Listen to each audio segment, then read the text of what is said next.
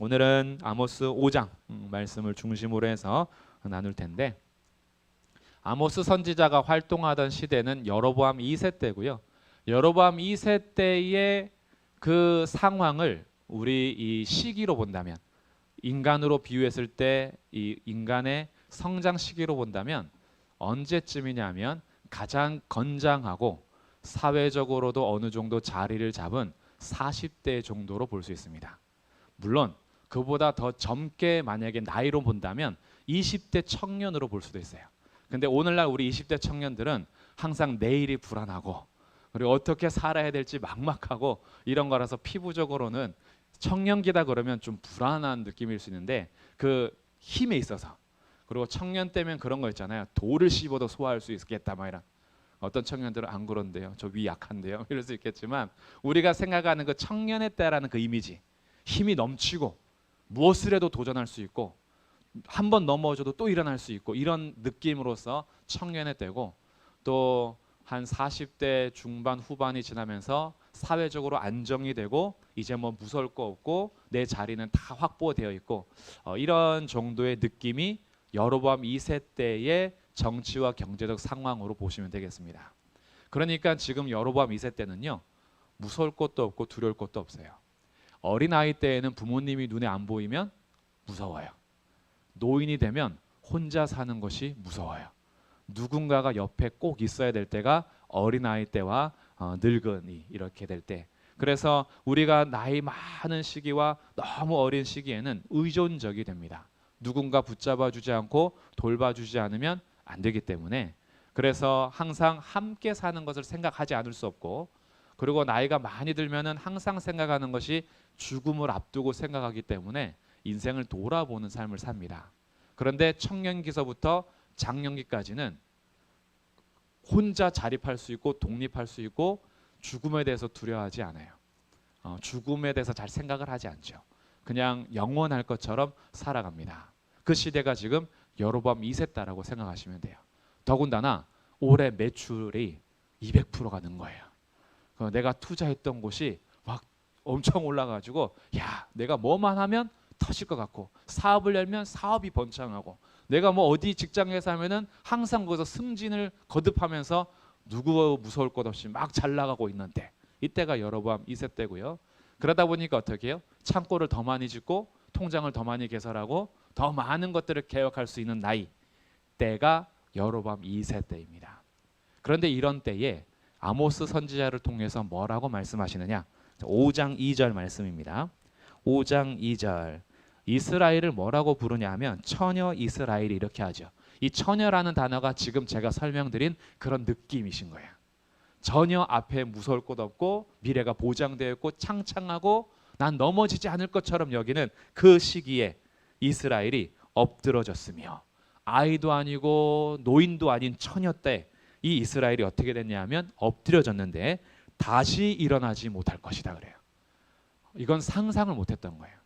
내가 넘어져서 일어나지 못하리라고는 상상을 못한 겁니다. 그리고 3절 보니까 주 여호와께서 이와 같이 말씀하시되 이스라엘 중에서 1000명이 행군에 나가던 성읍에는 100명만 남고 100명이 행군에 나가던 성읍에는 10명만 남으리라. 90%가 사라지는 성읍이 됐어요. 90%가 죽어간 거예요. 남은 사람들은 10%밖에 되지 않는가. 내일이 보장될 것 같고 영원히 살 것처럼 여기던 처녀 이스라엘이 넘어져서 다시 일어나지 못하고 창고를 더 많이 짓고 경제적인 부가 더 많이 쌓이고 정치적으로 더 확대될 것 같았던 여로보암 2세 때 이스라엘이 90% 이상이 거의 뭐 전멸인 거죠. 이런 상황에 대해서 예고하는 것이 아모스 선지자의 예고입니다. 정치적으로나 경제적으로는 그렇게 성장하던 여로보암 2세 때에 도대체 어땠길래 이들이 이렇게 무너졌는가, 이런 것들이 저희가 지금 아모스 선지서를 통해서 계속 살펴보는 중에 있었어요. 그래서 이런 이스라엘의 현실 속에서 환상을 이제 보여주기 시작하는데, 그 환상 이야기가 7장에 기록이 됩니다. 자, 아모스를 통해서 어떤 환상을 보여주시느냐? 자, 7장 1절. 세 가지 환상이 7장에 기록이 되는데 첫 번째 환상은 메뚜기 환상입니다. 주 여호와께서 내게 보이신 것이 이러하니라. 왕이 풀을 벤 후 풀이 다시 움돋기 시작할 때에 주께서 메뚜기를 지으심에 메뚜기가 땅의 풀을 다 먹어치웠다. 기근이죠. 메뚜기를 통해서 음식이 남아나지 않게 한 거야. 우리 모든 재정이 고갈되게 해버린 겁니다. 쌓았던 물질이 갑자기 사라지는 거야.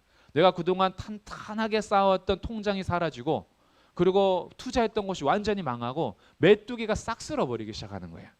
그러니까 아모스가 어떻게 하냐면요, 내가 이르되 2절 주 여호와여 청하건대 사소서.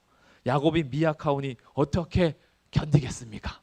메뚜기 재앙에 대해서, 심판에 대해서는 이건 좀 봐주십시오 이렇게 기도하는 거예요. 이렇게 하면 아무도 못 살아남습니다. 좀 봐주세요 했더니 3절 여호와께서 이에 대하여 뜻을 돌이키셨으므로 이것이 이루어지지 아니하리라. 여호와께서 말씀하셨느니라. 이건 어떻게요? 그래 봐줄게 이렇게 된 거예요. 두 번째 환상은 4절이에요. 주께서 또 내게 보이신 것이 이러하니라. 주 여호와께서 명령하여 불로 징벌하게 하시니 불이 큰 바다를 삼키고 육지까지 먹으려 하는지라. 이 불이 삼킨다는 것은 불은 거의 파괴를 상징하는 거죠.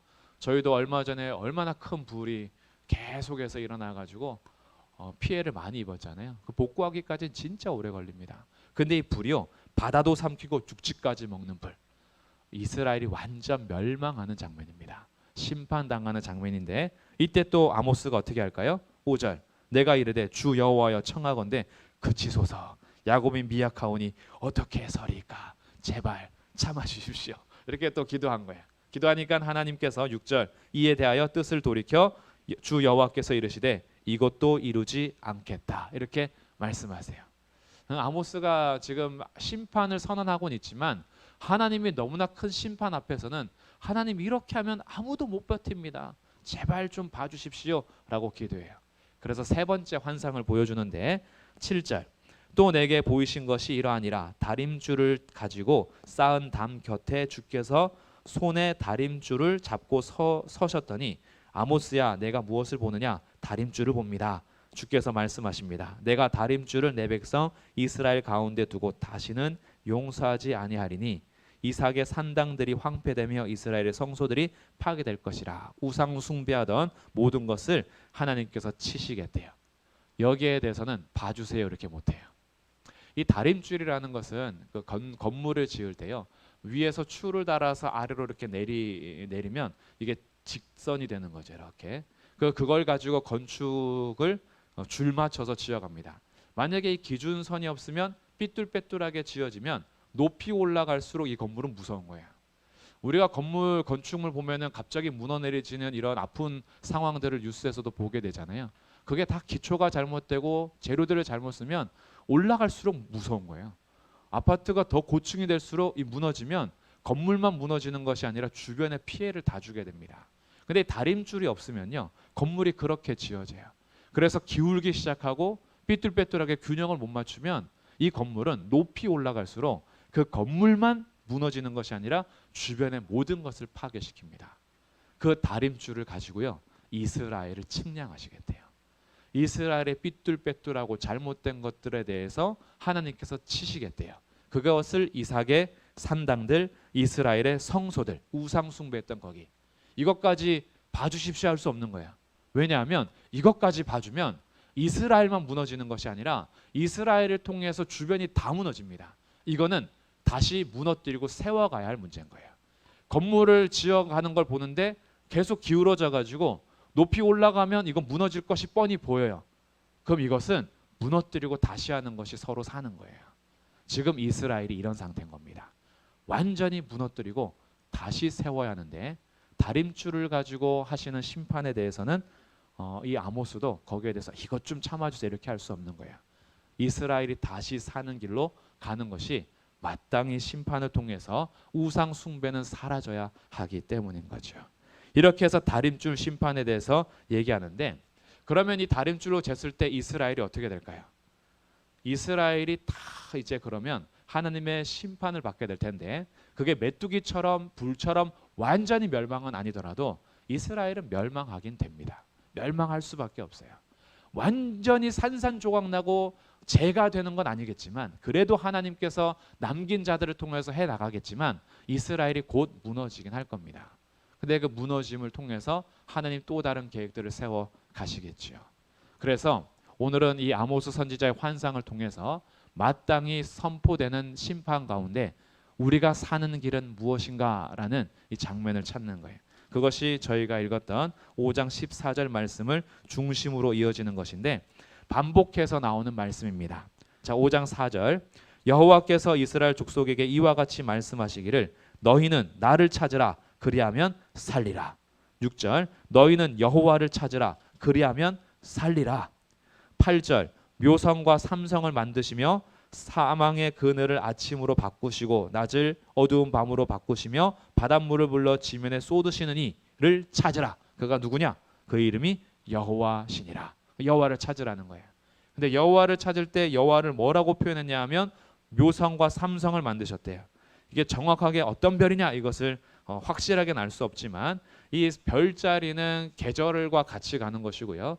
이 묘성과 삼성이라는 뜻이 더위와 추위의 뜻입니다. 따뜻하다, 차갑다 이런 뜻인데 더위와 추위를 주관하시는 분, 이 세상의 모든 계절을 창조하시고 계절을 주관하시는 분, 그 별들도 주관하시는 분이죠. 별들을 그 자리에 두시고 조성하신 그분, 그분이 바로 우리 하나님이고 사망의 그늘을 아침으로 바꾸실 수도 있고 낮을 어두운 밤으로 바꾸실 수도 있는 분, 바닷물을 땅이 되게 하실 수도 있는 분, 이런 분들, 이분이 바로 여호와세요.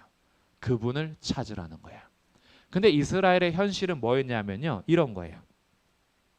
26절 보시면 너희가 너희 왕 식국과 기운과 너희 우상들과 너희가 너희를 위하여 만든 신들의 별 형상을 지고 가리라. 이들이 겉으로는 제사를 드리는데 진짜는 별들을 섬기고 그리고 바알 섬기고 뭐 이런 것처럼 온갖 우상들이 그들의 삶의 실제였던 거예요. 근데 별 만드시는 분 주님이신데 오히려 별에게 절하는, 나무를 만드시고 창조하신 분이 주님이신데 그 피조물에게 절하고 섬기는 이 우상 숭배자들이 이스라엘 백성들이었던 거예요. 그래서 우리가 사는 길은 그 우상들 앞에 서는 것이 아니라 여호와를 찾으라, 이것을 반복해서 말하죠. 여호와를 찾으라, 그게 너희가 살 길이야. 그러면 여호와를 찾는다라는 것이 어떻게 살라는 말인가? 이것이 오늘 이어지는 말씀이에요. 여호와를 찾으라, 그럼 찾아야지 뭐. 여호와를 어떻게 찾아? 눈에 보여야 찾지. 뭐 이렇게 할 수도 있는데 여호와를 찾아라는 삶을 어떻게 연결하느냐? 저희가 읽었던 14절입니다. 너희는 살려면 선을 구하고 악을 구하지 말지어다. 만군의 하나님 여호와께서 너희의 말과 같이 너희와 함께 하시리라. 우리와 함께 하시는 하나님을 만군의 하나님 여호와다 이렇게 하세요. 16절에서도 주 만군의 하나님 여호와께서 말씀하시기를 이러면서 우리 하나님을 만군의 여호와로 우리에게 알려주는데, 만군의 여호와는 이 세상 모든 만물의 대장 되시고 앞서가시며 통치하시는 분으로서 우주적인 왕의 이름입니다. 그러니 그 하나님 앞에 우리가 찾으며 사는 길은 선을 구하고 악을 구하지 말아라. 그리고 24절에서는 이렇게 풀어주고 있어요. 오직 정의를 물같이 공의를 마르지 않는 강같이 흐르게 할지어다. 이스라엘의 구체적인 죄는 뭐였냐면 정의가 막혀서 흘러가질 않는 거였어요. 하나님께서부터 주신 의로움이 이스라엘을 통해서 서로에게 흘러가야 되는데 이게 막아버린 거예요. 그러니까 선도 그치고 정의도 그치고 흘러가는 건 뭐냐면 악과 불법, 불의만 계속 흘러가는 거예요. 이들에게 흘러가는 모든 강물들은 다 더럽고 추하고 폭행과 피비린내 나는 거예요. 이들에게는 선이 없는 거예요. 이들에게는 정의가 없는 거예요. 어느 정도로 사냐 하면 사치를 행하는 자들이 자기가 신고 다니는 신발 한 켤레를 사람, 가난하고 비천한 사람보다 더 가치 있게 여겼어요. 그래서 신발 한 켤레로 거래를 하고요. 사람 주고 팔고 사고 이러면서 아주 포악한 일들을 했던 것이 이스라엘의 현실이었고, 이들의 삶에는 정직하고 착하게 살면 망하는 시대입니다. 그렇기 때문에 살기 위해서는 악을 행해야 돼요. 내가 똑같이 악해지지 않으면 살 수가 없는 거예요. 왜? 모두가 불법을 저지르니까요. 모두가 악하니까. 이들에게 흘러가는 강물은 다 서로 죽여야지만 사는 거예요. 내가 상대방의 피를 내지 않으면 내가 피를 흘려요. 그러니까 어떻게 해요? 계속 포악해지고 독해지죠. 가난한 자들이 높은 자들과 부자들을 욕하긴 하지만 가난한 자들의 소원은 뭐냐면 나도 그 자리에 있는 거예요. 나도 부자가 되고 싶고 높은 자리에 올라가는 거야. 내가 지금 이렇게 짓밟히는 것이 낮은 자리에 있기 때문이니까 이 사회가 불법이고 악하다라는 걸 알면서도 나도 올라가서 이기고 싶고 짓밟고 싶고 그래서 떵떵거리며 살고 싶은 거야. 그러니 자녀를 교육할 때에도 착하게 살아라, 법 지키면서 살아라 그렇게 가르칠 수가 없어요. 그거는 자녀들에게 너 나가서 죽어라 이런 뜻이거든요. 나가서 죽어라. 정직하게 살면 망한다. 절대 사업하지 마라. 이런 얘기를 해야 돼요. 근데 자녀들한테 그 말을 할 수가 없는 거예요. 사회가 그러질 않으니까. 이게 이스라엘의 현실이었던 거예요. 그러니 얼마나 무서워요. 세상이 진짜 무섭습니다. 세상이요. 다른 사람, 옆집 사람 믿을 수가 없어요. 형제들을 믿을 수가 없어요. 자기 이익을 위해서라면 언제든지 팔아넘길 수 있고 자기 돈을 위해서 내 것을 지키기 위해서라면 언제든지 폭행을 가할 수 있는 그런 시대가 이스라엘 시대였습니다. 그러니 경제적으로나 정치적으로 보면 천장년의 시기고 처녀 이스라엘이었으나 가만히 보면은 온 몸에 죽음의 병이 이미 깔려 있는 상태였던 거예요. 내일 당장 죽어도 당연했던 그런 몸 상태가 이스라엘이었던 겁니다. 썩어질 대로 썩어졌는데 스스로 알지 못했던 여로보암 2세 때의 삶. 이때 아모스를 통해서 하나님 말씀하시는 거예요. 너희가 살려면 사람들이 말하는 대로 악을 구하고 악을 찾지 말고 선을 구하고 선을 찾고 그리고 정의가 흘러가도록 해라. 너희의 삶에 의로움이 막혀 있는데 너희가 살려면 여호와를 찾고 주님께서 원하시는 대로 살아야 너희가 사는 거야. 이렇게 외칩니다. 아모스 선지자의 결과적인 외침은요. 백성들에게 통하지는 않았어요. 이들은 귀를 막았습니다. 아모스 선지자가 아무리 외쳐도 듣지 않았어요. 결국 북이스라엘은 아수르에 인해서 얼마 후에 멸망하게 됩니다. 그럼 오늘 우리들에게도 똑같이 선포가 돼요. 오늘 우리의 사회가 그다지 다르지 않은 사회입니다. 이런 사회를 살아갈 때 그리스도인으로서 살아가는 것이요. 정말 쉽지 않은 사회를 살아갑니다. 근데 이런 그리스도인들에게 오늘도 다시 말씀하시는 거예요. 너희가 살려면 세상의 악을 답습하고 세상이 원하는 불법대로 사는 것이 아니라 여호와를 찾고 주님께서 원하시는 선을 구하고 악을 구하지 마라. 정의가 막혀있는 이 사회 속에서 너희를 통해서 정의가 다시 흘러가게 하고 공의가 강같이 흘러가도록 너희가 그 문을 열어야 돼. 막혀있던 담을 너희가 깨부셔야 돼. 그래서 이 정의라는 것이 막혀있는데 정의가 흘러가도록 해야 된다. 사람이 더 귀한 것이고 낮은 자를 보살필 줄 알아야 되고 고아와 과부들과 어린이를 돌보고 정말 그 선이 계속 흘러가서 나중에 다음 세대들이 선하게 살아도 살 수 있는 사회, 하나님 말씀대로 정의가 흘러가도 살 수 있는 사회 너네가 시작해야 돼. 그러지 않으면 망하는 거야.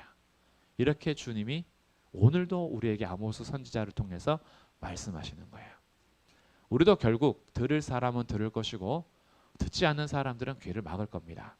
그리고 우리도 곧 마지막 때를 만나게 될 겁니다.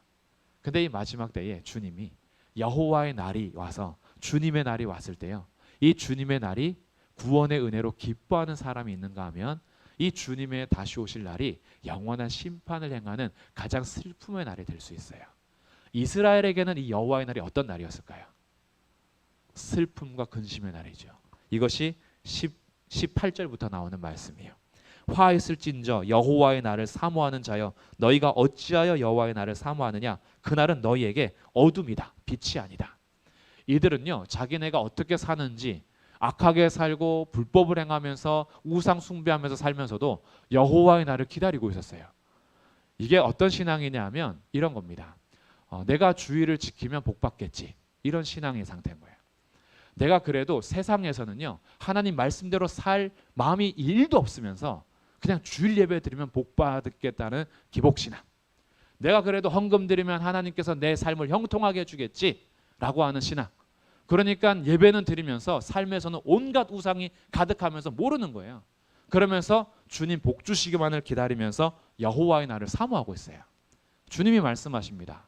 너희들에게 여호와의 날은 빛이 아니다, 어둠이다. 여호와가 오면 너희들의 삶을 통해서 거짓된 예배 내가 다 패해버릴 거야. 어느 정도로 심각하게 말씀하시냐면 21절, 내가 너희 절기들을 미워하여 멸시한다. 앞에 나와서 절기 드리는 거요? 안 기뻐요. 부활절에 막 찬양하는데 주님이 안 기뻐하신다 생각해 보세요. 우리 오후 찬양자입니다. 영상으로 막 찬양하고 모여서 찬양하고 언젠가는 마스크 벗고 찬양할 날이 오겠죠. 막 찬양하는데 주님이 나 너네 절기 안 기뻐, 이렇게 말하신다고 생각해 보세요. 이거 진짜 심각한 말인 겁니다. 그리고 너희 성회들을 기뻐하지 않는데요. 우리 주일 예배, 특별 기도회, 금요 기도회 다 싫어하신대요. 기뻐하지 않는데요. 너희가 내게 번제나 소제를 드릴지라도 아무리 너희가 내 앞에 나서 예배 드리고 헌금 드리고 해도 나 안 받을 거야. 살찐 희생의 화목제 내가 돌아보지 않을 거다. 너희들의 노래소리, 찬양소리, 비파소리, 키보드, 신디, 기타 다 그쳐라, 이렇게 말하는 거야. 듣기 싫다. 왜 그럴까요? 주님이 오늘 우리 예배를 기뻐하지 않는다는 게 아니에요. 오해하시면 안 돼요. 주님이 지금 여기서 이렇게 말씀하시는 것은 속은 아니면서, 삶에서는 전혀 예배자 아니면서 온갖 우상들 따라서 별 형상을 만들어서 예배하고 식국과 기용과 우상들 갖다 놓고 예배하면서 그곳에는 피 흘려야지 내가 사는 거고, 밖에 나가서 생활할 때는 우상 따라 살아가면서 우상의 가르침 따라 살아가고 기복주의 신앙으로 꽉 차서 나는 복 받을 거야. 하나님이 복 주면 하나님께도 복 받고, 바알이 복 주면 바알에게도 복 받고, 북두성이 복 주면 북두성에게도 복 받고, 온갖 복에만 눈이 씌어가지고 사람을 죽이고 멸시하고 박해하고 폭행하고 짓밟아버리고 팔아넘기고 성적으로 타락한 모든 사회 속에서도 하나님 앞에 절기 지키면 복 주시겠지, 번제 드리면 복 주시겠지, 살찐 희생 잠으면 복 주시겠지, 이러고 살아가던 그들의 예배 안 받으시겠다는 거예요. 주님은 속지 않으시니까. 이게 심각한 얘기를 한 겁니다. 그래서 이 말씀을 끝까지 듣지 않았던 북이스라엘은 결국 흩어지게 되고 망하게 되지만, 주님께서 이런 역사 속에서도 우리 가운데 참된 의로 예수님이 오셔서 예수 그리스도가 우리의 의가 되어 주셨습니다. 그리고 이제 오늘 우리 성도들에게 무엇을 말씀하시냐면, 우리의 의가 되시는 하나님, 우리의 의가 되시는 예수 그리스도, 우리의 선이 되시고 오직 한 분 하나님 외에 누가 선하겠느냐, 오직 참된 선이 되신 우리 하나님을 믿는 백성들로 하여금 이 하나님의 뜻과 말씀이 흘러가도록 우리에게 오늘 요구하시는 거예요. 너희들이 세상을 따라서 여전히 불법과 악행을 저지르지 말고 너희들을 구별한 하나님의 말씀에 따라서 너희를 통해서 선이 흘러가고 정의가 흘러가도록 해라, 이렇게 말씀하시는 거예요. 그것이 너희가 사는 길이다. 그래서 이 선과 정의를 두 가지로 제가 말씀드릴게요. 첫 번째 선과 정의는 일반적이고 보편적인 이 땅에서의 선입니다. 이것도 우리가 지켜가야 할 것인데, 예를 들어서 이런 거예요. 이거는 신자나 비신자나 똑같이 해당하는 건데, 살인하지 말라, 도둑질하지 말라, 이런 거죠. 거짓 증언으로서 뇌물을 받고 송사를 억울하게 하는 것, 그런 거 하지 마라. 이것은 인간으로서 보편적인 그런 선이에요. 양심이라 부르기도 하고요. 우리가 이 땅에서 법대로 살아가는 것, 법을 지키면서 살아가는 것, 합법적으로 우리가 살아가는 삶이 일반적인 우리가 이 땅에서 살아가는 선입니다. 정의고요. 그래서 이 땅에서 정해진 의에 따라서, 이 땅에서 정해진 법에 따라서 합법적으로, 그리고 사람들의 양심에 따라서 선하게 살아가는 것이 오늘 그리스도인들에게도 요구되는 일반적인 삶입니다. 그러니 그리스도인이라고 해서 이 땅의 법을 초월해 사는 건 아닌 거예요. 이 땅의 도덕을 초월해서 살지 않습니다. 이 땅의 인간으로서 마땅히 지켜야 할 도덕과 법에 따라서 사는 거예요. 그리고 우리에게는 양심이라는 게 있죠. 양심에 따라서. 이게 첫 번째 우리가 살아가야 될 신자로서의 삶인데, 근데 첫 번째 삶은요, 우리가 마땅히 살아가야 하는 것이지만 이거는 충분하진 않아요. 왜냐하면 이 땅의 법이 나쁠 수도 있고 우리의 양심이 화인 맞아서 시대가 양심적이지 않을 수도 있어요. 그리고 이 땅에서 행하는 도덕이라고 얘기하는 것이 사실 아닐 수도 있어요. 우리가 굉장히 조심할 것이 있는데, 내가 선하다라고 생각하는 것이 반드시 선하지 않을 수 있습니다. 내가 옳다라고 생각하는 정의가 반드시 옳은 정의가 아닐 수도 있어요. 우리는 보고 듣고 배운 대로 선과 정의에 대한 기준을 세워요. 그렇기 때문에 내 눈에 보기에 선한 것일지라도 하나님 보기에 아닐 수 있어요. 내가 보기에 정의일지라도 하나님 보시기에 아닐 수도 있어요. 그러나 우리들은 이 세상을 살아갈 때에 그 길을 그대로 어떻게 보면 정의와 법과 양심에 따라서 살아가긴 하되 이게 불충분할 수 있다는 것을 알고, 두 번째 우리가 구해야 될 진짜 선과 정의는 하나님 말씀대로 살기 위해서 우리의 삶을 드리는 겁니다. 우리의 생각이 기준이 되지 않고 하나님의 말씀이 나의 선과 정의의 기준이 되어야 해요. 그리고 그 하나님 말씀 안에서 일반적으로 이 땅을 살아가는 도덕과 양심이 요구되는 것들이 있어요. 그런데 하나님의 말씀과 이 땅의 법, 이 땅의 도덕, 이 땅의 양심이라고 여기는 사람들의 여론들이 혹시 하나님의 말씀과 대치되고 부딪히면 우리들은 부딪히지 않을 때야 평소에 똑같이 비신자나 신자나 이 땅에서의 도덕과 선의 정의로 그리고 기준으로 살지만, 부딪혔을 때 우리들이 따라가야 될 근본적인 선과 정의는 하나님의 말씀인 거예요. 이것이 우리가 구별하면서 살아가야 될 참된 선과 정의의 삶입니다. 그리고 하나님께서 하나님의 백성들에게 특별히 주신 성경을 통해서 이 정의와 선이 흘러가게 해야 되는 거예요. 그래서 예를 들어서 이런 겁니다. 우리나라가 복음을 전하는 것을 불법으로 만약에 세웠어요. 그럼 우리는 법에 따라서 합법적으로 복음을 전하면 안 되겠죠. 그러나 그것은 선을 막는 거예요. 복음을 전하지 말라는 법이 우리나라의 합법일지라도 진짜 사람들이 가져야 될 진짜 선과 정의는 복음을 들어야 되는 겁니다. 그때에는 감옥에 가고 매를 맞고 사형에 처해지더라도 우리는 복음을 전하는 자로 살 때 정의와 공의가 물같이 흘러가는 삶을 사는 거예요. 이 삶을 구별할 줄 알아야 되는 거예요.